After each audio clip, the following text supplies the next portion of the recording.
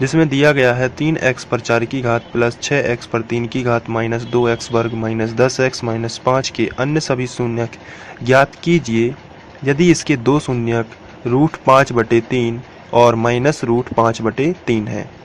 तो इस तरीके के क्वेश्चन बहुत ही सिंपल होते हैं यदि आप ध्यान से समझते हैं इसको। तो इसके लिए सबसे पहले तो जो हमें शून्यक दिए हुए हैं उनको हम लिख लेंगे। तो जो शून्यक हमें दिए हुए हैं, पहला दिया है √5/3, तो आप लिखोगे x बराबर √5/3 और कॉमा लगा के एक और शून्यक है, ये भी x बराबर है, तो ये लिखोगे x बराबर माइनस √5/3। अब इनका इस तरफ पक्षांतर यदि आप करते हैं तो ये आएगा x प्लस का है तो आएगा माइनस √5/3। यहाँ पर आप ब्रैकेट लगा दीजिए और यहाँ पर दूसरा ब्रैकेट जो बनेगा ये आएगा माइनस का है तो बराबर के इस तरफ आएगा तो ये आएगा प्लस x प्लस √5/3। तो ये हमें दो ब्रैकेट मिल चुके हैं। अब इनका हम गुणा करेंगे तो यहाँ पर फिलहाल गुणा करने की ज़रूरत नहीं है क्योंकि यहाँ पर सर्वसमीका बन रही है एक बार धन और एक बार ऋण की। ये होती है a वर्ग ऋण b वर्ग। तो a वर्ग यानी x का वर्ग, b वर्ग यानी √5/3 का वर्ग। तो यहाँ पर हम लिखेंगे सबसे पहले प्लस माइनस का माइनस और 5/3 या a वर्ग ऋण b वर्ग, ये सर्वसमीका बन जाती है। अब यहाँ पर हमें आप चाहें यदि आपको सर्वसमीका नहीं आती है तो आप यहाँ पर थोड़ी सी ट्रिक पकड़ लीजिए। x का गुणा x में किया तो x वर्ग प्लस माइनस माइनस इसका गुणा इसमें किया तो ये करनी हट जाती है, वो संख्या वापस आ जाती है। लेकिन ये कोई मेथड नहीं है, ये सिंपल सी ट्रिक है। इसके बाद हम लोग पूरे समीकरण में 3 से गुणा करेंगे। तो हम यहाँ पर लिखेंगे 3x वर्ग माइनस 5। अब हमारा जो हमें क्वेश्चन में बहुपद दिया गया था ये बहुपद है। अगर हम इससे भाग देते हैं तो कुछ भागफल आएगा और भागफल को हम गुणनखंड विधि द्वारा तोड़ के उसके शून्यक ज्ञात कर सकते हैं। तो आइए सबसे पहले हम इसको भाजक और भाज्य के रूप में लिख लेते हैं। तो जो भाजक होगा इसको हम मान लेते हैं 3x वर्ग माइनस 5 और जो भाज्य है वो हमें क्वेश्चन में दिया गया है उसको हम लिख लेते हैं 3x पर 4 की घात प्लस 6x घन, ये हमारे प्रश्न में दिया गया है 2x वर्ग माइनस 10x माइनस 5। अब हम लोग को क्या करना है, इसमें भाग देना है और उसके बाद हम लोग कुछ जो भागफल आएगा उसके गुणनखंड निकालेंगे। तो आइए सबसे पहले भाग का चिन्ह बना लेते हैं। भाग का चिन्ह बनाने के बाद हम लोग भाज्य को अंदर लिखेंगे, जैसे ये है 3x पर 4 की घात धन 6x पर 3 की घात माइनस 2x पर 2 की घात माइनस 10x माइनस 5। और जो भाजक है इसको हम यहाँ पर लिखेंगे 3x वर्ग माइनस 5। अब हम लोग भाग विधि को करेंगे। यहाँ पर हम लोग पहला पद यहाँ और पहला पद आपको यहाँ देखना है। यहाँ पर 3 है, यहाँ पर भी 3 है, कोई कमी नहीं है। लेकिन यहाँ पर x पर 4 की घात है, लेकिन यहाँ पर x पर 2 की घात है। तो x पर 2 और मिला दिए जाएं तो 2 और 2 क्या बनेंगे 4। तो जब इसका गुणा, तो ये कमी हम लोगों ने यहाँ पर लिखी हुई है। अब इस कमी का गुणा इसमें भी करना है और इस कमी का गुणा इसमें भी करना है। सबसे पहले इसका इसमें करेंगे तो आएगा 3x पर 4 की घात, क्योंकि इसी की कमी है, यही आता है। और x वर्ग का गुणा 5 में करेंगे तो आएगा 5x वर्ग। तो जो वर्ग है ये वर्ग के नीचे ही लिखा जाएगा, यानी कि 2 की घात के नीचे 2 की घात। तो यहाँ पर हम लिखेंगे 5x वर्ग। अब हम लाइन खींचते हैं।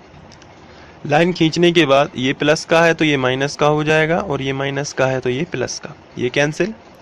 यहाँ पर बचेगा 6x पर 3 की घात, ये माइनस का 2 है और प्लस का 5 है। तो यहाँ पर जो है प्लस की संख्या बड़ी है और कितनी बड़ी है 3 बड़ी है। 2 से तो कितनी बड़ी होगी 3 बड़ी होगी। तो यहाँ पर हम कितना लिखेंगे 3x वर्ग माइनस 10x माइनस 5। ये प्लस का लिखा जाएगा क्योंकि प्लस का 5 जो है बड़ा था। अब यहाँ पर हमें फिर से कमी देखनी है, यहाँ पर इसकी कमी इससे देखनी है। यहाँ पर 3 है लेकिन यहाँ पर कितना है 6 है। तो हमें इसमें कितना और कितने का भाग जाएगा, कितना और चाहिए कि गुणा होके 6 बन जाए। तो 3 दूनी 6 होता है। तो यहाँ पर हमें प्लस का 2 और रखना चाहिए, जब जाके 2 तिया 6 बनेगा ये। अब x की बारी है। यहाँ पर x वर्ग है लेकिन यहाँ पर x घन है, तो एक x की और कमी पड़ जाती है। तो 2 में हम एक और मिलाएंगे तो 3 हो जाएगा। तो इसी तरीके से हम यहाँ पर 2x लिखेंगे। 2x का गुणा जब इसमें होगा तो ये आएगा 6x घन, क्योंकि यही आता है 2 तिया 6। x वर्ग का गुणा x में करोगे तो x घन ही आएगा। यहाँ पर प्लस माइनस का माइनस, और 2x का गुणा 5 में करोगे तो 10x आएगा, वो भी माइनस का, क्योंकि 5 दूनी 10 और x ज्यों का त्यों। तो यहाँ पर माइनस का आएगा 10x। अब ये प्लस का है तो माइनस का, और ये माइनस का है तो ये प्लस का, ये कैंसिल आउट हो जाएंगे। तो क्या बचेगा, 3x वर्ग माइनस 5। अब यहाँ पर आप देख रहे हैं यहाँ भी 3x वर्ग माइनस 5 लिखा है और यहाँ भी 3x वर्ग माइनस 5। ऐसी कंडीशन में आप कोई भी कमी नहीं आपको मिलेगी। जब कोई भी कमी नहीं मिलती है तो आप 1 लिख सकते हैं, लेकिन प्लस का कि माइनस का ये डिपेंड करेगा पहली संख्या पर। यहाँ कोई भी चिन्ह नहीं है तो ये प्लस का माना जाता है, तो ये प्लस का 1 आप उभयनिष्ठ मान सकते हैं। तो 1 का गुणा इसमें करेंगे तो यही आएगा, तो 3x वर्ग माइनस 5। अब हम लोग चिन्ह बदल देते हैं, धन का है तो ऋण का और ऋण का है तो धन का। ये कैंसिल, यहाँ पर क्या आया, शेषफल 0। तो यहाँ आपको लिखना है शेषफल कितना आया 0,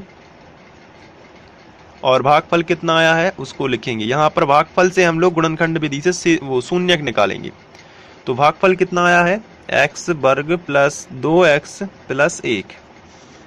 अब यहाँ से हम गुणनखंड विधि से शून्यक निकालेंगे। तो इसके लिए गुणनखंड विधि में पहला उसूल ये होता है कि लास्ट वाली संख्या का गुणा पहले वाली संख्या में या x वर्ग के गुणांक में आपको गुणा करना होता है। तो यहाँ पर हम गुणा कर लेते हैं, 1 एकम 1 ही आया। अब ऐसी संख्या खोजनी है जिसका गुणा 1 हो लेकिन जोड़ना घटाना 2 हो।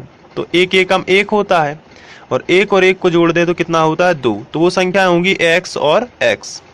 तो हम यहाँ पर लिखेंगे x वर्ग plus x plus x plus 1। अब यहाँ से हमें, यहाँ देख रहे हैं आप 4 पद आपको मिल चुके हैं, 1 2 3 4। 2 2 में से आपको कॉमन निकालना है। यहाँ पर x वर्ग है और यहाँ पर x है, तो आप x कॉमन निकाल लोगे तो 2 में से 1 चला भी गया तो यहाँ पर 1 बच जाएगा। प्लस लगा है तो प्लस, x पूरा का पूरा बाहर निकलेगा तो यहाँ पर कुछ नहीं बचेगा, लेकिन हम 1 लिख सकते हैं। जब कुछ ना हो तो 1 लिख सकते हैं।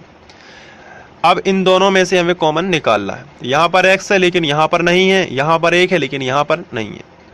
यहाँ पर हम लोग है 1 तो माना ही जाता है, तो हम 1 को कॉमन निकाल सकते हैं। जब कोई भी कॉमन ना हो तो 1 को कॉमन निकाल के हम इसको ज्यों का त्यों लिख देंगे। अब ये दोनों ब्रैकेट अलग अलग हैं, 2 जगह लिखी हुई, इनको एक जगह लिखने के बाद बाकी जो बाहर है उसको भीतर लिख लेते हैं, x प्लस 1 इसको। अब चूंकि हमें शून्य ज्ञात करना है इसलिए गुणनखंड के बराबर हमें 0 लेना है। तो हम लिखेंगे x धन 1 बराबर 0 या x प्लस 1 बराबर 0। ये प्लस का 1 इस तरफ आएगा तो माइनस का हो जाएगा, या x प्लस का 1 इस तरफ आएगा तो ये भी माइनस का हो जाएगा। तो यहाँ पर आप देख रहे हैं कि हमें 2 शून्यक मिल चुके हैं जो कि -1 और -1 है।